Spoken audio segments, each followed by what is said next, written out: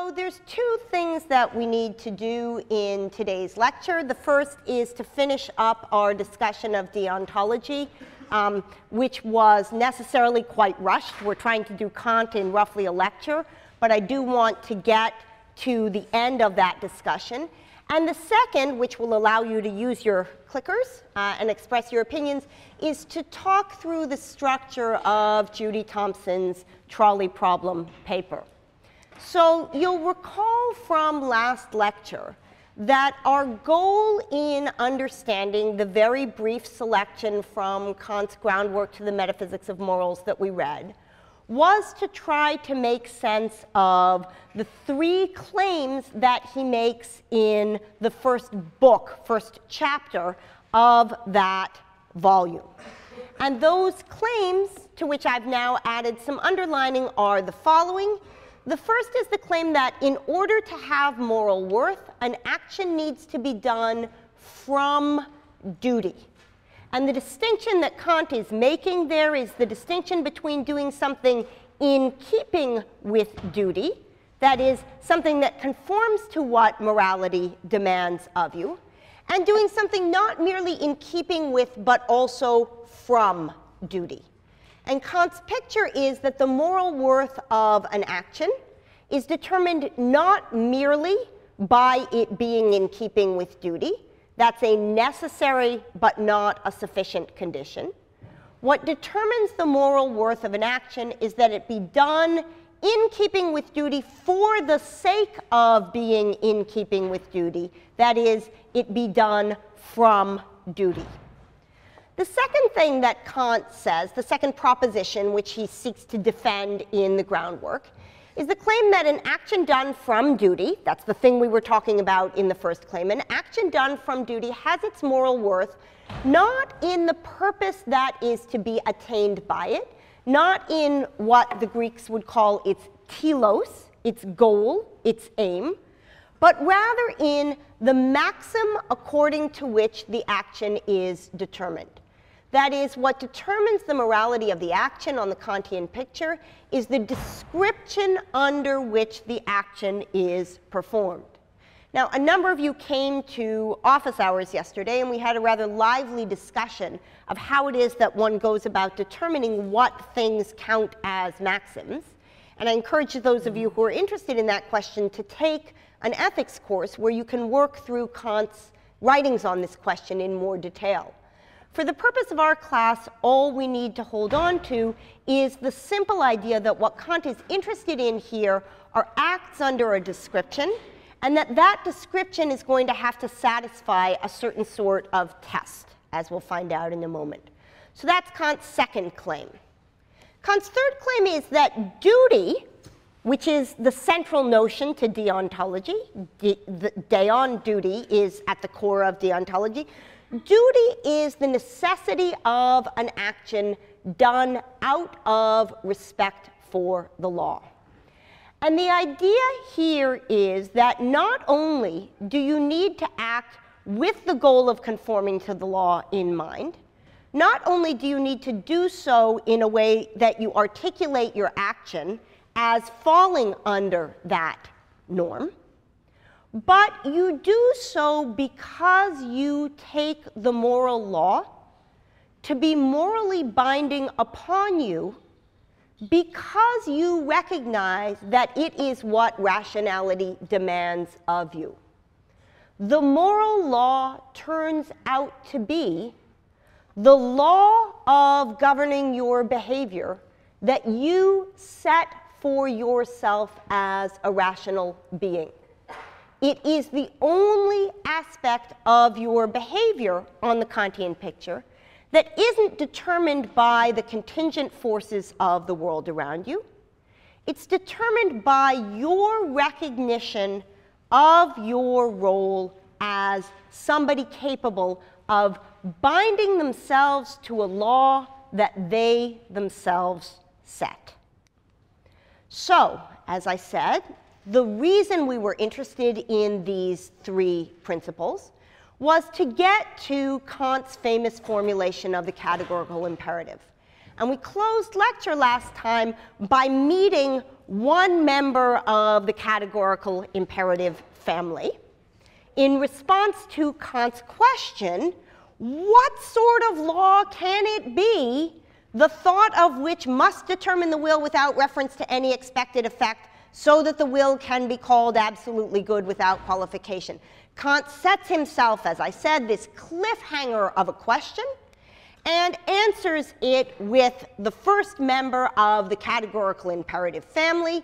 It's the will's universal conformity of its actions to law as such.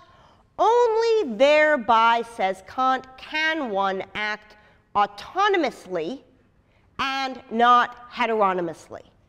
So what does it mean to act autonomously as opposed to heteronomously? Well, let's look at the words autonomous, heteronomous.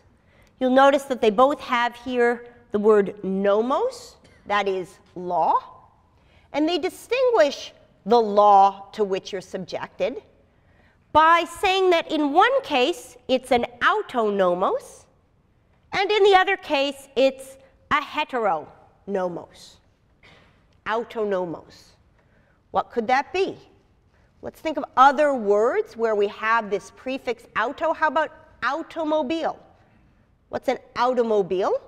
An automobile or an automobile is something that is self-propelled.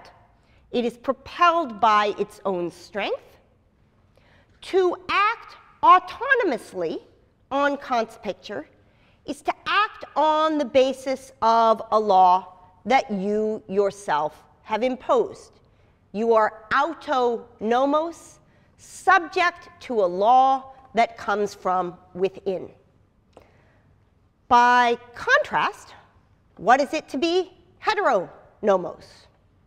Well, what is it to be heterosexual? What it is to be heterosexual is to be attracted sexually to individuals that have a different gender than you do. So what is it to be heteronomos? It's to have law given unto you that comes from outside of you, that comes from something different from you. So Kant's picture is that autonomy, self-law-giving, is possible only when the law to which you conform your behavior comes not from the contingencies of the world, but comes from within. In this way, Kant is concerned with the same sorts of questions that Epictetus and Boethius are. Both of them are profoundly concerned with how it is that human freedom is possible. And Kant's picture is that human freedom becomes possible when you govern your actions on the basis of what you yourself decide to be norms that you want to conform to. In particular, when you conform your actions to the categorical imperative, which says in the formulation that we see at the beginning of this section that you should never act in such a way that you cannot also will that your maxim, there's your maxim again, should become a universal law. When you act in such a way that you don't take the contingencies of your situation into consideration, but rather that you think of yourself as one among any number of beings who in your situation would do exactly what you do, only then do you become free of the contingencies of circumstance. So the picture is that in some ways, by stepping beyond the bounds of the contingent features of your experience, by stepping beyond the bounds of yourself, you thereby gain freedom from the contingencies of the world around you. And Kant suggests that if you take this on as a picture, you will come to see that it conforms with the rules of rationality. So he says, Suppose you're confronted with a very particular case of an act that you want to perform under a particular maxim. The maxim you set for yourself is, when I make a promise and it's going to be a pain in the neck for me to keep that promise, I'll break that promise. That is, the maxim is, it's okay for me to make lying promises. And Kant asks, suppose that you made, under that description, a promise that you didn't intend to keep. Can that maxim be universalized? Well, he says, suppose that it were. Suppose everybody, when they made promises, did so only with the thought that they would keep them when convenient and not when they were inconvenient. Were that to happen, says Kant, there would be no such thing as reliable promising. Why? Well, because promises are like balconies. We don't step out on a balcony if there's a good chance that the balcony will break when we step out on it. And we don't step out on promises, on commitments that others make to us, unless we are close to certain that that promise will be preserved. So, says Kant, since the practice of promising would break down if everybody who found it convenient made lying promises, it is not in keeping with what the moral law demands of us that we make a lying promise. And Kant suggests this framework can be extended to all the kinds of duties that there are. There are, suggests Kant, two categories of obligation that we have towards ourselves and to others. We have duties to ourselves and duties to other people. And in addition, says Kant, we have perfect duties, things that we need always to do, and imperfect duties, things that we need sometimes to do. In all four of these cases, says Kant, in the reading that we did, we can see that the categorical imperative gives us guidance as to whether an action under a maxim is permitted. The action under the maxim is going to be permitted if it can be universalized, and it's going to be prohibited if it can't. So if we ask the question, is it all right to make lying promises? And we say to ourselves, suppose everybody made lying promises. We discover that the act of lying promises is prohibited by the categorical imperative because it can't be universalized. Suppose we ask the question, is it okay to commit suicide when feeling frustrated with the world? And Kant says, suppose everybody did that. The practice, the convoluted argument, would break down because there would be nobody left to kill themselves. So goes the argument. Suppose we ask ourselves whether we have a duty to cultivate our talents. Kant says, suppose nobody cultivated their talents, the world in which we lived would be one in which nobody would want to live. And consequently, we have a moral obligation to do so. Finally, he asks, do we have an obligation to give money to those in need? And asks again, what would happen if it were a universal law that nobody gave money to those in need? And again, we discover a breakdown of an ordered world in which we want to survive. Now, there's room for questioning. In fact, there's room for questioning all four of these derivations, though it's generally accepted that the lying promise derivation is the most effective of them. But let's look instead at what Kant says about them if it were to turn out that these derivations worked. Kant says, these are some of the many actual duties whose derivation from the single principle above is clear. Is clear is a bit of a stretch, but we can see how that derivation would go. What does this tell us about morality? Kant says it tells us that when we take an act and try to determine whether it's moral, we need to check and see whether we're making an exception for ourselves.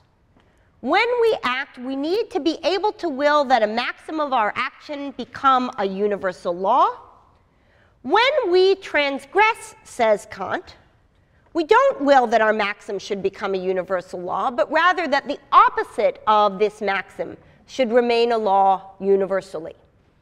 So, suppose you like to sit in the last 2 rows of this classroom, even though you arrive not late to class. Can you will that this become a universal law? Or is this something that works for you only if others are willing to sit further in so that there's room for people on the stairs? Kant would say that the moral law demands of you that you move inward because your sitting in those last 2 rows, despite your not late arrival, depends on other people doing something different. Stealing depends on other people respecting the laws of property. Your not paying the toll on the subway depends on other people paying the toll so that there's enough money to keep up the subway. When you make an exception for yourself, says Kant, you violate the moral law. And we'll return to this at the opening of our discussion of political philosophy when we talk about prisoners' dilemmas. Now, I mentioned in passing that you had met one member of the categorical imperative family, that you had met what's sometimes called the formula of the universal law, that one should act only in accordance with that maxim through which you can at the same time will that it become a universal law. Kant puts the categorical imperative 4 different ways for a number of reasons, one of which, he says, is that in certain cases, it's easier to see how to apply the categorical imperative if we frame it in a slightly different way. And I want to introduce you to the other 3, largely because the second of these is going to play a central role in the second half of today's lecture. So Kant claims that it is equivalent to saying that you should act only in such a way that you can will your maxim to be universal, to say that you should act so as to treat humanity, whether in your own person or that of any other, in every case as an end and never merely as a means only. Do not use yourself as a means to an end, and do not use others in your interactions with them merely as means. Treat humanity and all others as ends in themselves. Equivalent to that, says Kant, is the formula of autonomy, which we've already talked about briefly. Act so that through your maxims you could be a legislator of universal laws. Act in such a way that you are a self-lawgiver with respect to rules that reason endorses. And finally, a rather complicated notion, sometimes called the kingdom of ends formulation. Act in accordance with the maxims of a member giving universal laws for a possible kingdom of ends, a harmonious society in which everybody exists according to the laws that you give. As I said, we have only about an hour's worth of Kant, so we won't focus on the third and the fourth. But I do want to call your attention to the formula of humanity, because, as I said, it's going to play a central role in Judith Thomson's ultimate diagnosis of what may be going on in our intuitions about trolley cases. So let me close the discussion of Kant by trying to connect it back to the mini unit of which it is a part. You'll recall that we began this section of the course on the 17th, that is last Thursday, with thinking about consequentialism as a moral theory. And the question that I want to ask is, what is there that is common to the two concrete moral theories that we've taken a look at the beginning of this unit? We've looked so far at some of the differences between consequentialism on the one hand and deontology on the other. But I think it's important in moving on to some of their practical applications to think about what they have in common. And what they have in common is that both teleology, consequentialism, utilitarianism in the particular form that we found it, and deontology prohibit first-person exceptionalism.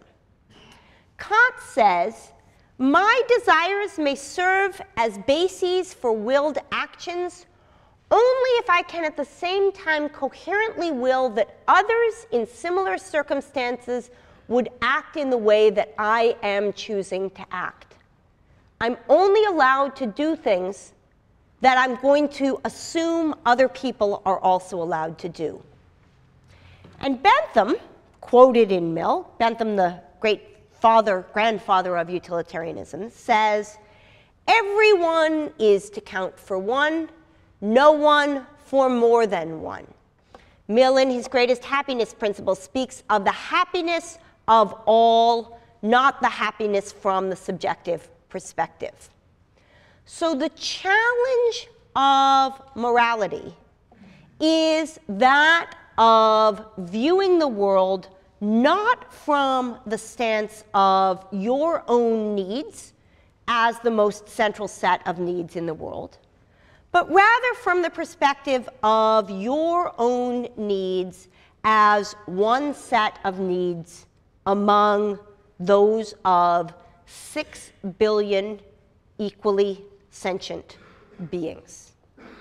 Now, the problem for morality is that the tendency towards first-person exceptionalism, the tendency to take one's own needs as more important than the needs of anybody else, is perhaps the most widespread and pervasive psychological bias.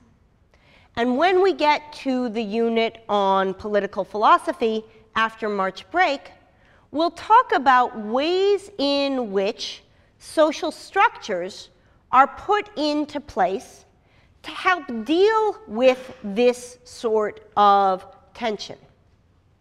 Even in the passages from Mill that we read for last Thursday, Mill talks about what sorts of attitudes it's important to cultivate in individuals so that they begin to view the world from a moral perspective. In the selections that we read from Book 10 of Aristotle's Nicomachean Ethics, Aristotle asked, in what way should society be structured to make it easy for people to act morally? And in some ways, the question with which we're going to close the course, how does rational versus non-rational persuasion work? What are the roles of literary as opposed to argumentative representations of the good life? Is a version of this dilemma operationalized. How is it, given an inevitable human tendency to take one's needs as more important than others, how is it possible to structure society in such a way that the needs of all are met? So that's what I want to say by way of the Kant. And in the remainder of lecture, I want to ask you to take out your clickers and enjoy the ride. So, as you know, the paper which we read for today is a great and intricate paper by the philosopher Judith Jarvis Thomson, written in the mid-1980s in response to an earlier paper by another mid-century woman philosopher, Philippa. And what Philippa and Judy Thomson are interested in these papers is a systematic exploration of a number of cases which seem to evoke in most subjects pretty powerful intuitions about what the right thing to do is, but which seem to adduce intuitions, the explanation for which is hard to systematize. So, as you know well, the first case, which we'll call trolley driver, there's the driver, is this. There's a trolley hurtling down a track in such a way that it's going to kill 5 people. But it turns out that there is a second track onto which the trolley could be diverted, where there is only one person. And the question is this: the trolley driver is driving the trolley. It's heading towards the 5 people in such a way that he is going to kill the 5. Is he morally required to, morally prohibited from, or perhaps neither prohibited nor required, but rather just permitted, to turn the trolley onto the track where there is only the one?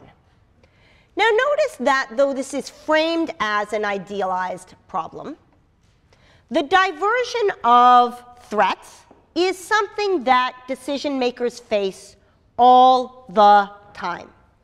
Suppose there is an airplane that has become incapacitated, that's falling in such a way that it's going to land on a large city, and it would be possible to divert the plane so that it falls on a less populated area instead. Suppose that there is an illness which is taking the lives of many people, but if one quarantines those who are ill, causing that number to die, the rest of the population will be spared. In case after case, we face dilemmas with roughly the structure of trolley. So, though these cases are idealized in the sense that we're granting ourselves that we know with certainty what the outcomes will be, it is, I think, not a useless exercise, even if our concern is real-world morality, to think through what the right thing to do is in these cases. So let's start with the case of the trolley driver. Driver of the trolley. The trolley is heading down the track in such a way that the driver will, with the trolley, kill 5 people if he doesn't turn it. He faces the choice of turning the trolley onto the track where there is the one. Question: is it morally mandatory for him to turn the trolley from the 5 to the 1? Is it morally permitted but not morally mandatory for him to turn the trolley from the 5 to the 1? Or is it morally prohibited for him to turn the trolley from the 5 to the 1?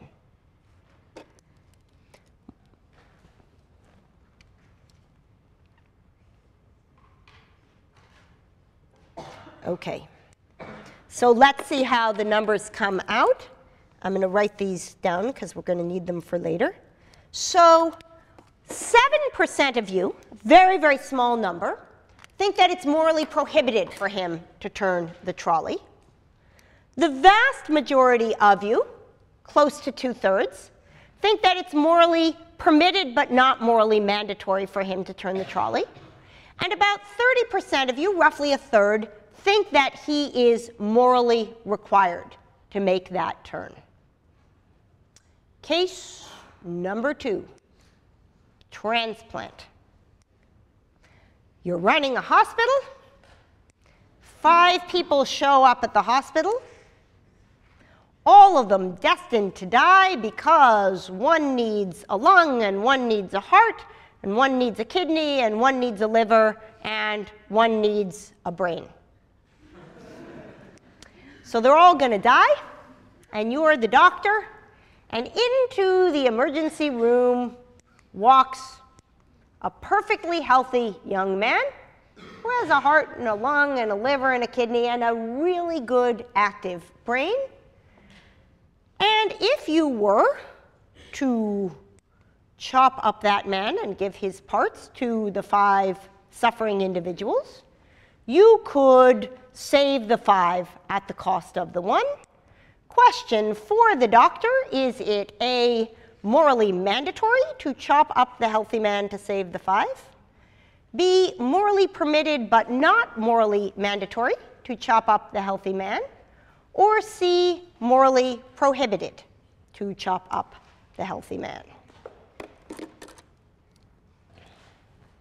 So let's see how the numbers come out. All right. So 6, 9, 85. 85% of you think it is morally prohibited to cut up the 1 to save the 5. 9% of you think it is morally permitted but not morally mandatory. And 6% of you, off to med school, think that it is morally mandatory to chop up the healthy man. So what's going on here? So Philippa Foot, who was the person who initially presented this juxtaposition, has a hypothesis. And her hypothesis is this: that in the trolley driver case, the choice that the driver faces is between killing 1 and killing 5. Whereas in the transplant case, the choice that the doctor faces is between killing 1 and letting 5 die. And if we were to graph these on what I'll call the bad-o-meter, which tells us how bad things are, we would discover that letting 5 die is bad, but killing 1 is worse, and killing 5 is even worse. And so this seems to give us the answer that since killing 5 is worse than killing 1, then in the trolley driver case, it's okay for him to turn the trolley. But since killing 1 is worse than letting 5 die, that in the doctor case, it's not okay to chop up the 1 man. Because in the doctor case, you have to kill 1 to save 5, whereas in the trolley case, the driver has to kill 1 in order not to kill 5. And that seems to accord pretty well with your intuitions. 93% of you think it's permitted in the trolley case to turn the trolley, whereas only 14% of you think it's permitted in the doctor case to kill the 1. So it looks like this bad-o-meter is pretty well capturing the intuitions of those of you in this classroom. And in fact, empirical studies that have been done on thousands and thousands of people throughout the world suggest that your intuitions are pretty much in line with the intuitions of most. But there's a problem. Case number 3, trolley bystander. Here's Jim. Poor Jim's really bad luck. First he shows up in this Latin American town. He's supposed to shoot some Indians. Now here he is next to a trolley, which is hurtling down a track about to kill 5 people. But here there is in the middle of the track a switch that if Jim turns will cause the trolley to kill the 1. Question: for Jim, the bystander, is it morally mandatory for him to turn the trolley so that instead of the trolley hitting the 5, it hits the 1? Is it morally permitted but not morally mandatory for him to turn the trolley?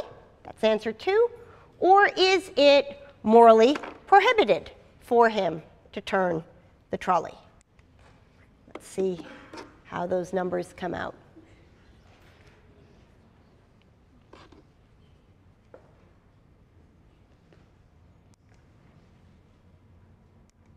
Okay, and here are your numbers, 15, 70, 15.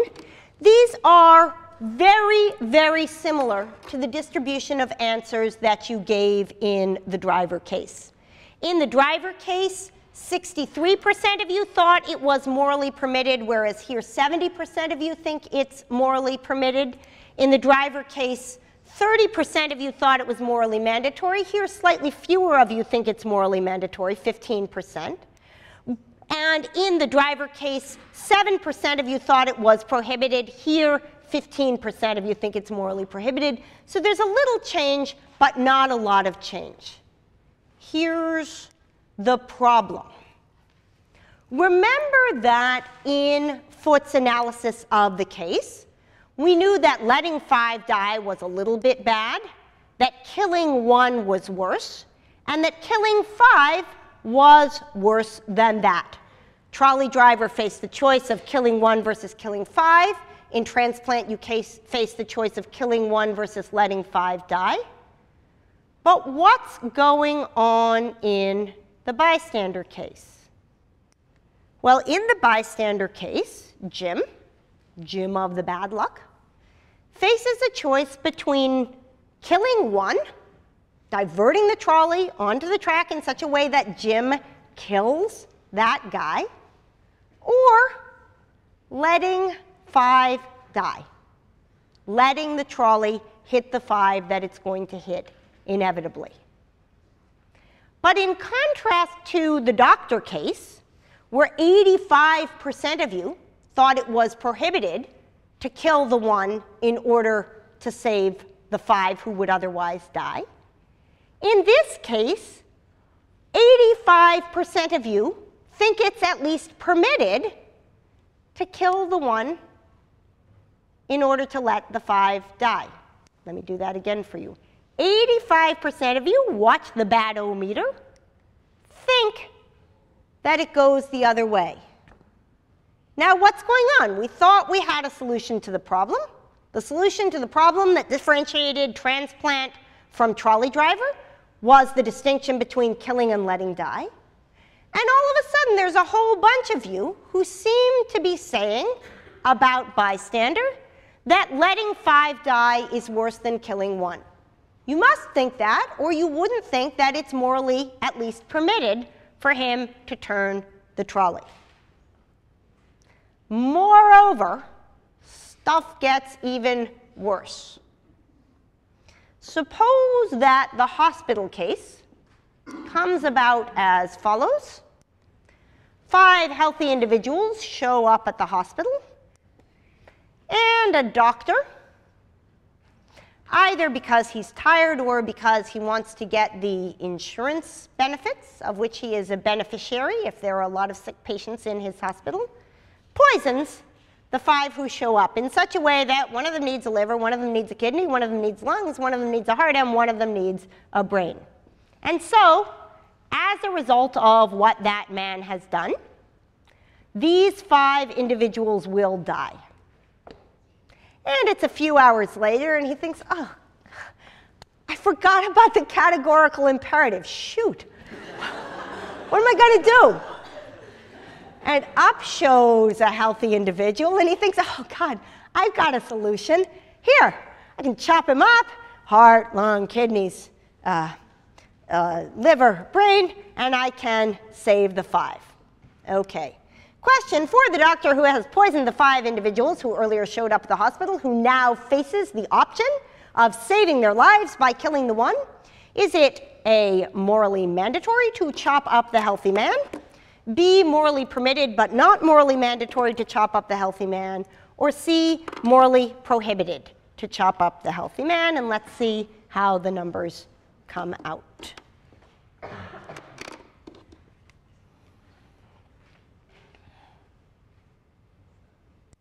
All right, so 82, 11, 7. So your numbers here are almost identical to what they were in the original doctor case. There it was 6, 9, 85. Here it's 7, 11, 82. Almost no difference. But let's go back to our bad-o-meter. we are going to set aside the killing and letting die question and just look at the kill 1 versus kill 5. So we know from Trolley driver that killing 1 is pretty bad, but according to most of you, according to 93% of you, killing 5 is worse than killing 1. Okay, poison doctor. So here's what choice the doctor faces. He can kill 5, right? He's poisoned them, and now they're going to die. Or he can kill just 1, that one healthy guy who just showed up, and then the other 5 won't die. 82% of you told me that it was better for him to kill 5 than to kill 1. Let me show you this again on the bad-o-meter. 85% of you thought that it was better for him to kill 5 than to kill 1. So we had these two super-duper excellent principles that seemed to explain what was going on in the Trolley case. On the one hand, that killing 1 was worse than letting 5 die, and then all of a sudden bystander made us think, oh no, we don't have that intuition. And then we had the intuition that at least killing 1 was better than killing 5. And the poison case made us rethink that as well. Now, there's an obvious issue that may be making the moral difference here. There's a temporal difference between when the killing of the 1 and the killing of the 5 happens. And perhaps, says Thomson, perhaps that's what explains our intuition in the doctor case. Perhaps it is because the killing of the 5 has become a letting die as the result of time, that it's misleading to describe this as a kill 1 versus kill 5 case. But the temporal is not going to help us with the transplant versus bystander case. Those seem pretty clearly to be both cases where one faces a choice between killing 1 and letting 5 die. And whereas it seemed pretty clear to most of you in transplant that killing 1 was worse than letting 5 die, it seems pretty clear that for most of you in bystander, it's the other way around. So the Trolley problem is the problem raised by these dancing arrows. How is it that we systematize our intuitions about killing and letting die, given that they appear to come apart in these cases? So Thomson suggests that whereas the transplant case gives us a choice between killing 1 and letting 5 die, as does bystander, there is a potentially relevant difference between them. And that is that in the case of transplant, you are using the 1 as a means. You're using the 1 as a way to achieve the outcome of saving the other 5. Whereas in bystander, when you're diverting the trolley onto the track where that one individual is, you're not using that individual as a means. And oh my goodness, I told you we'd get back to Kant, and we have. What did Kant's formula of humanity say? Kant's formula of humanity said, so act as to treat humanity, whether in your own person or that of any other, in every case as an end and never merely as a means only. So maybe that's our solution. Maybe the problem in bystander is that since you're not treating him as a means, it's okay to kill the 1. Whereas in transplant, since you are treating him as a means, it's not okay to kill the 1, and consequently, you're morally obliged to let the 5 die. Well, says Thomson, that can't be quite right. Suppose that you're Jim, you're standing next to the trolley, trolley's on its usual path to kill the 5, but here, instead of the straight track on which the 1 sits, there's a looped track, and the 1 is in the middle of the track, in such a way that if you divert the trolley, it will hit him, thereby saving the 5. Question, in the case that Thomson calls loop, is it a morally mandatory to turn the trolley. That's 1. B, morally permitted but not morally mandatory. Or C, morally prohibited. So remember, trolley's heading down the track towards the 5. You're Jim. The trolley's going to hit the 5. Or you can divert the trolley onto the track with the 1. And because the 1 is there, you will cause the trolley to stop. Okay, so let's see how the numbers come out on this.